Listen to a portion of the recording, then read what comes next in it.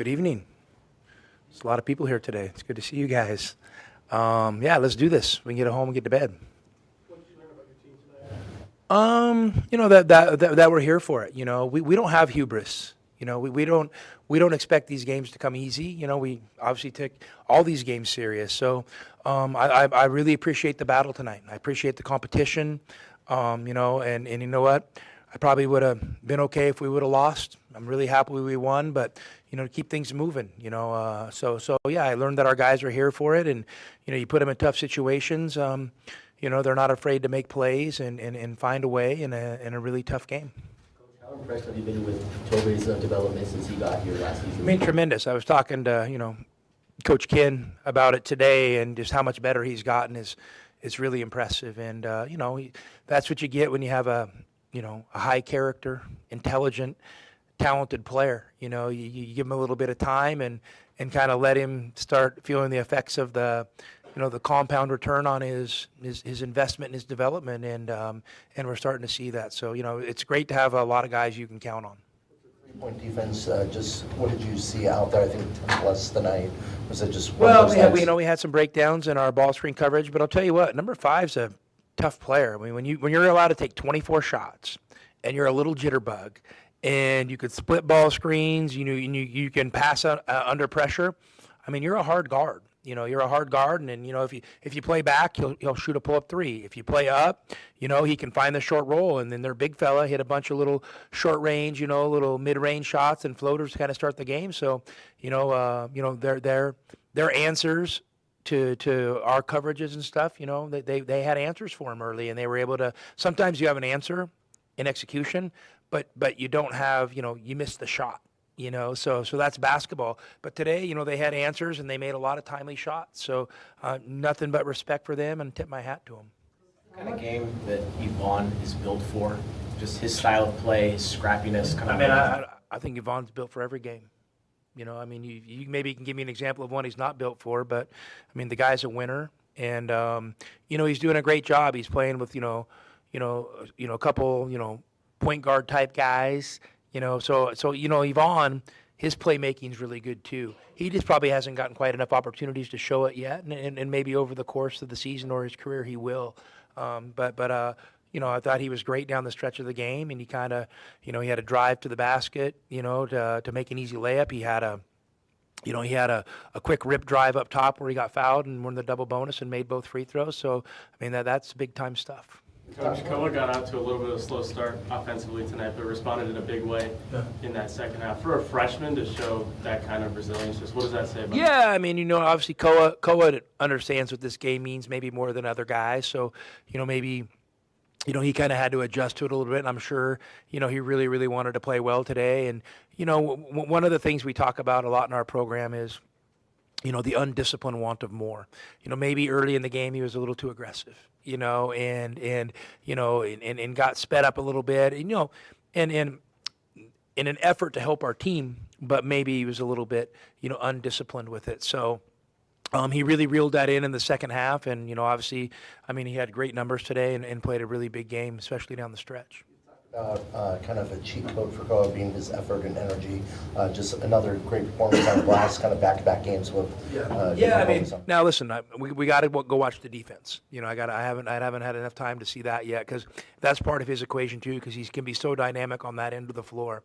But we asked him to do a lot today. He played 34 minutes. Obviously he was cramping up a little bit at the end, so part of that was due to some foul trouble Mo got in the second half, and then we ended up with a lineup that I just felt like I felt like we were in position to close the game until we gave up a crazy made three foul. We got to be a little smarter in that situation. And, I think that play, Ivonne was hustling. He tips the ball on the sideline, and then he dives for it. To me, the ball's going in the backcourt, shot clock's winding down.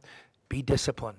It would have been an amazing hustle play had he got it, but, I don't think the odds were in his favor making the play. So be disciplined, because if you make them pick up the ball and now we're guarding them, keeping the guy in front, it's a little tougher for him to get momentum, because that puts Tobe in a really tough spot. You have a little guard coming at him at full speed who's shooting a pull-up three. The guy's probably jumping 4 or 5 feet forward with his momentum, and we're on these guys to contest shots. You kind of end up in his landing area. So just another example of something we can learn from at the end of the games. But but his effort was great. How much of the game plan was to play inside, especially down low with Koa and Rock? It seemed like you had that mismatch available all night. Well, I mean, I don't know if it was all night. I'm telling you, 35 affects a lot of shots around there, and there are other guys play really hard as well. You hope you can wear them out physically a little bit. You can hope you can, maybe curb some of their aggression with some foul pressure. Yeah, I mean, listen, our going inside's always, part and parcel of our game plan. So I think our guys had a little more wherewithal in the second half to get there. You said that you would have been okay had you lost tonight. What makes you say that, Tom? Well, I mean, listen, I understand it's part of the process. And, I mean, would I have been happy? No. But, I'm going to be all right. I'm built for this. I think, guys, I don't, judge myself on whether, and my team on whether we're undefeated or not. Literally has zero impact. That's for you guys. We got through tonight. We wanted to. I told our guys today, I don't care about the Big 12 championship today. I don't care about the NCAA tournament. I just care about beating Arizona State.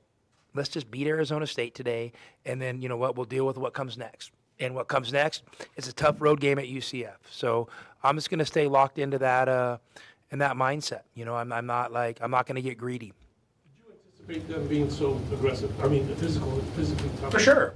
Come on, I knew they were going to come out and play. They always do. I mean, I don't know.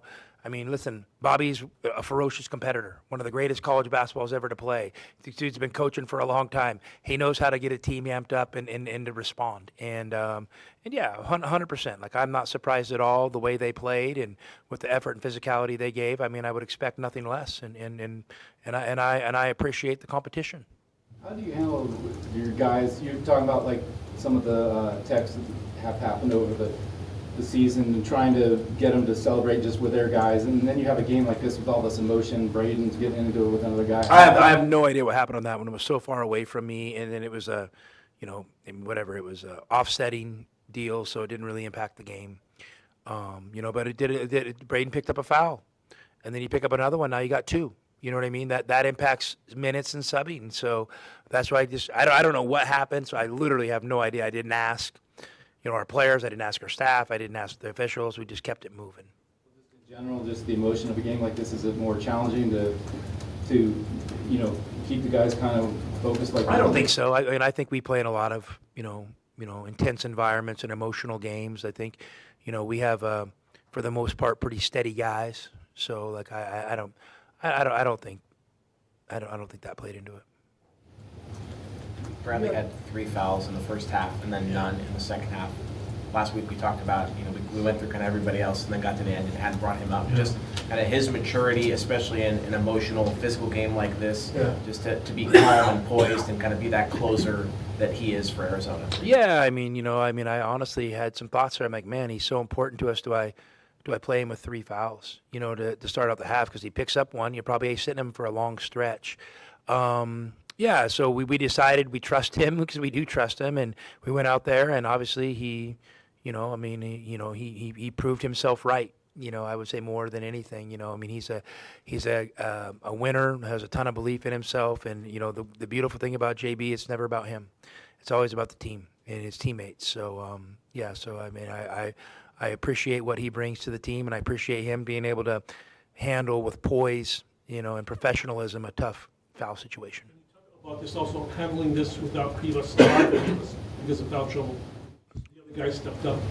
Yeah, it was great. And they were playing good and gave us a little bit of mobility, out there. And not that Mo doesn't, but just I felt like, we kind of got that lead and, there was an opportunity maybe to put Mo back in, but, we kind of just looked at it and decided to go a little bit smaller maybe if we were going to sub. But, Mo, he has to hang with it. Mo's really coming on. And when you're a big guy and you're really coming on, the other team picks it up on you. And usually what picking it up means is way more physical. And, it's just one of those things, inside they don't call the first hit very much.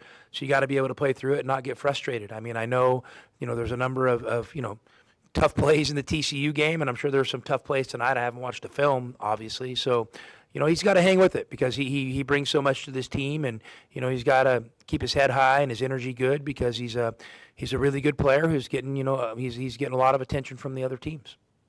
How did that decision come about where you guys went out this way and ASU went down your tunnel? Was that to avoid a problem? Man, I should ask Rachel to come explain it. I have no idea. I had no idea, but you know what? I think it's a great idea. And, you know, I told Bobby before the game, you know, it's no secret, you know, he and I, we don't talk every day, but, you know, we have a decent, you know, relationship. You know, I just told him, I'm saying, Bobby, whatever our fans are saying to you, you don't deserve, you know, because I want to let them know from one coach to the next, because you know what? I've played at Arizona State, you know, and it hasn't been crazy, you know, and I've been called a lot of things in my life. But you know, you know, I just wanted to let him know that, you know, I respect him as a human being and a person and a coach. So, you know, whatever our fans are saying, that's just part of fandom. It's not real. So I think that's a brilliant idea to take him out the other side. We don't need, you know, anything with one of our students or one of them, you know, that you know, impacts, you know, two teams that are, you know, trying to build these seasons. We don't need anything outside of the game impacting that. Is that something that could be a regular thing or just? I have no idea. I have no idea. I mean, listen, I would hope Arizona fans are classy enough to not make it a regular thing and respect our competition and respect our opponents. And if we get beat, you tip your hat to them and you move on. You know, I mean, instead of yelling, you know, vulgar things. But you know, yeah. So I have no idea, Bruce, how that came up. I was surprised as anybody when I saw. I wasn't surprised, but I'm like, that's a heck of an idea. Somebody should have thought of that earlier. UCLA probably agrees with that a few years ago. Just curious, the transfer portal going to 15 days, do you think that has an impact as far as? I mean, Bruce, I read it. I've heard about it, obviously, that it could happen. I mean, you know what? We'll adjust. We'll adjust. There's so many things going on right now. To me, that's minutia, you know, compared to everything else and the other decisions we got to make on this deal. It's just like every day. I mean, if you wanted to live and die by it, man, what a roller coaster that would be. I prefer to live and die with basketball games, not the rules surrounding the basketball games, because whatever rule they make today is going to be changed in 3 days when some, you know, so like, I'm just like, man, I have no time for that stuff right now. Wasn't some of it that you all did, it was distracting from the tournament, all these announcements about it, and now that's maybe going to happen a little less? Hey, here's my stance. I'm the head coach at Arizona. I love my basketball team. I'm going to have trust. Believe it or not, I'm going to have trust in the powers that be to make the decisions. I have no time to waste on giving input on these things, because it's so crazy right now that if I gave input, why would I emotionally want to get invested in something that's like, I give input and I think it's a great idea and they don't do it and now my feelings are hurt. My team needs my attention right now. And I'm going to trust the administrators and the powers that be to make great decisions to move our game forward. Because you know what? We have a great game. The game of college basketball is great. That game out there was great tonight. Some of the stuff that are surrounding the game, maybe not so great. But let's keep our focus on the game. The game. That's where the focus should be, because it's really special. And eventually this is all going to be worked out. And hopefully we quit talking about the other stuff. We're just focusing on the game.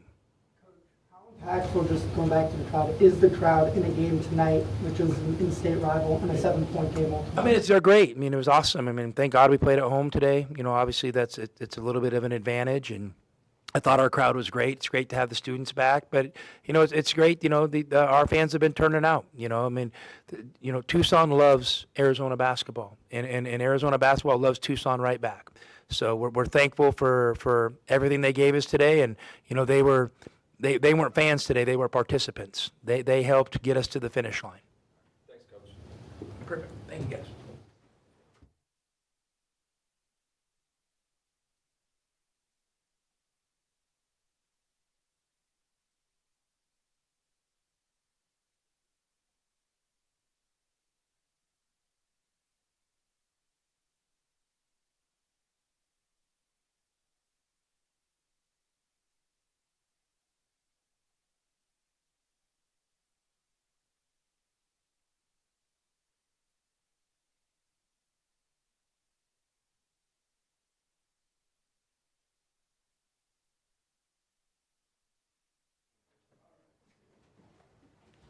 All right, questions for Koa and Ivonne. Koa, was this rivalry game something you were looking forward to, being from Arizona? Were you just excited to play against the team from your hometown? I mean, yeah, super exciting, to play in a rivalry game like that. There's a lot of history behind it, but, we took it like another game, went in there and played our hearts out and came out victorious. Ivonne, are there rivalry games back in the league that you were playing in? Yes, especially like the in-country ones for the EuroLeague. Like especially if we Bayern and we play against Alba, the Bern team, or for the Greek teams, Panathinaikos, Olympiacos, or the Serbian teams, Partizan and Red Star. So yeah, no, we have for sure derby games like that. It just seemed like for somebody playing in their first ASU Arizona game, you showed maybe as much, if not more, emotion than guys who had been here for a couple of years. Like, how important was that for you? Well, it's a derby game, but also I feel like I'm a really emotional guy. If it's a close game, I try to bring even more emotion, bring more than 100%, and I think that we needed that for sure. What was it like to see Tobey come in and have a career game tonight?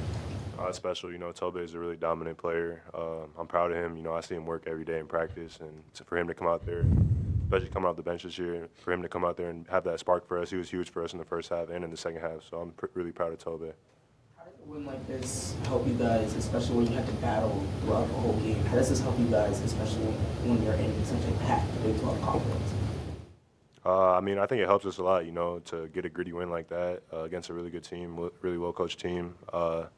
It's not going to always be easy. So to have a game like that, I think that's really going to help us in the long run. You struggled a little bit early from the field, but then kind of settled in. What does it mean to you to just know that not only your teammates, but your coaches have your back? Yeah, I mean, obviously my shot's not going to fall at every game, but, my teammates had my back. Tobey came in and sparked us up on offense. Ivonne was great, JB was great, and coaches and my teammates kept instilling confidence in me, and that's a huge, huge thing for me. The crowd and McKale participant in the game tonight because of their impact. You guys just talk about, the energy that they were bringing, the juice they brought. Yeah, I think we could feel that the new semester began. The students are back. We definitely needed that little spark. And yeah, I mean, it's great to play in front of a crowd like that. You're willing to sacrifice your body, sacrifice your energy that maybe you don't got, but they give you the energy. It's just great. So, Coach said that he might have thought that you were a little bit charged up at the start of that game. How are you able to kind of settle in that second half and find a rhythm offensively? I think, again, just trusting my teammates, trusting the work I put in, and just being confident. My teammates found me and put me in good positions to score, and I'm going to do whatever it takes to win. If that's scoring, rebounding, passing, playing defense, I want to do anything to help my team win. Though during the game where you felt, especially early, maybe where you just felt differently emotionally, it just like you had to kind of deal with a different scenario there, where you were playing, and the environment you're in. Can you ask that again? I don't really get that question. Felt differently, just the emotion. And I guess I'm wondering, particularly, was the one play, for example, where Braden and the guy got offsetting, and you were on the floor. It looked like a guy wanted to give you a lift up, and you kind of waved him off, it looked like. And I was wondering, was he talking, and what was the emotion like out there? Nah, nobody was talking. I was just on the floor, hard fall, so I was kind of just taking my time to get up. How much is this, you guys are on a pretty good streak. How much does that weigh on you guys? I think we're just kind of staying in the moment, taking it one game at a time. Coach always tells us to, stay in the moment, get prepared for the next game, and that's what we're going to do, get prepared for UCF. You guys have blown a lot of teams out this season, especially big teams that have come into this building. What about this ASU team tonight made it hard to kind of pull away until the very end of the game? I mean, they were well coached. They made a lot of big shots, a lot of broken plays. They shot the ball well from three. I mean, a good team. I don't think we played our best first half, but, it's a good learning moment for us. I think we're going to keep getting better from it, and we came out victorious, and that's all that matters. We got to win. For both of you, how important and how much of part of the game plan was it to kind of draw fouls tonight, especially to the big men down low? Well, it's a big factor of our game. Just putting foul pressure on the big guys. Because if their next man coming up, it's for sure not as good as the starting big guy, and we are better than obviously. Just putting pressure, getting easy points at the basket, at the free throw line, just putting pressure on him all the time. The other day, you and some of the guys went out and played pickup on campus. How did that exactly come to be, and how did that maybe impact your relationship with the community? Is that something you could see you and the guys going out and doing again?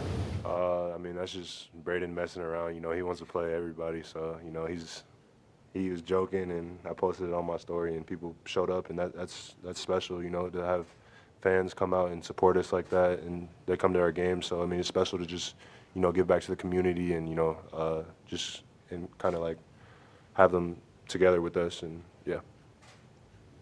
For either of you, can you speak to Jaden's ability just to provide in the clutch and kind of the trust that you guys have in him? Big time player. I mean, he's a vet. He's our leader, and he's taken the ball many times in these kind of situations and delivered every time. So I mean, he kind of built the trust himself, and it's big time. Schedule working out for you guys so far, like playing the road games? You got 3 in a row on Saturday kind of afternoon, but always on the road, and then these home games. Is that maybe worked out pretty well, or what's it been like for you guys?